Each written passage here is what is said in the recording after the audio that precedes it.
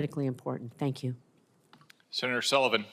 Thank you, Mr. Chairman. Mr. Phelan, thank you very much for your willingness to serve and your family. I appreciate your willingness to take a lot of time with me in a couple meetings, and I'm looking forward to supporting your confirmation. This chart here depicts, I think, the biggest challenge going to be facing you as Secretary of the Navy. I think it's the biggest challenge facing our military. And that's the challenge of the Chinese Communist Party's PLA is on pace to surpass a 400-ship Navy this year, and by the end of 2030 is on pace to have about 120 more ships compared to our very weak shipbuilding attempts. In 2023, China added 30 ships to its fleet, 15 of which were large surface combatants. We added 2. I think that's going to define the tenure of your time as Secretary, whether it's successful or not, if we can start to address this challenge. Fortunately, as you're seeing in this hearing, you will have very strong bipartisan support. Once you get in, take a look under the hood on exactly how we need to address this. Let me ask one question. One of the things that hasn't come up yet is the ability to work with our allies to make use of their existing shipbuilding capacity, lessons learned from their shipyards, potential investments. President Trump has expressed an interest in that kind of idea. Do you have any thoughts on that?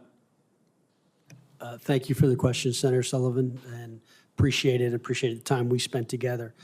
Look, this is a critical issue. I think all options have to be on the table. We cannot fall behind. We're already too far behind. So I think that we have to definitely look at expertise and skill that foreign partners have, whether that means they build components. We need to look at that.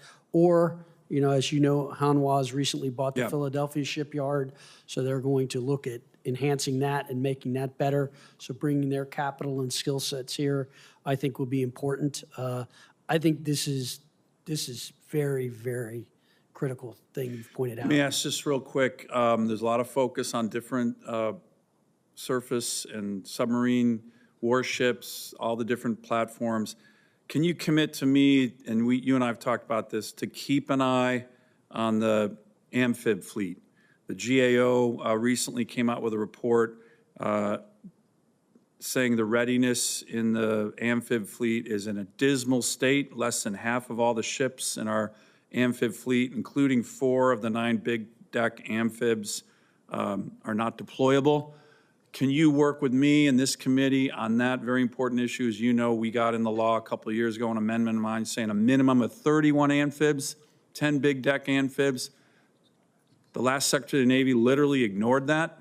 I'd like to get your commitment to work with me so the Marine Corps can have 3 MU-ARGs to deploy around the world, which is a huge force capability for the United States.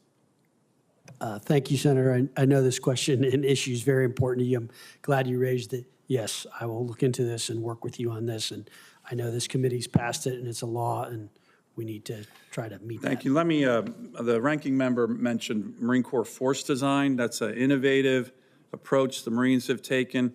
I think some of us believe that there's been too much combat capability cut out of the Marine Corps. Can you work with me in this committee on making sure that we have a proper balance on innovation with regard to the Marine Corps, but not getting rid of so much amphib and Marine Corps combat capability? And also, the Marines had previously looked at a UDP program.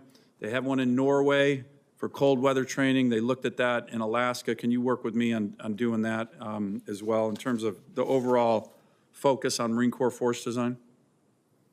Yes, Senator, I look forward to working with you on that. Finally, I won't disappoint my colleagues here on the committee. Can I get that next slide?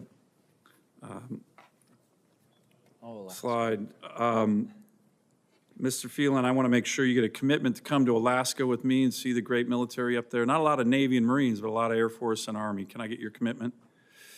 Yes, I look forward to it, Senator. So right now, Alaska's on the front lines of great power competition. This is a slide I've been showing The Russians, the Chinese are doing bear bomber runs, naval joint task forces, strategic bomber task forces in our ADAs, in our EEZ. I mean, we're getting this. We had 2 Russian bear bomber runs just 2 weeks ago in 48 hours.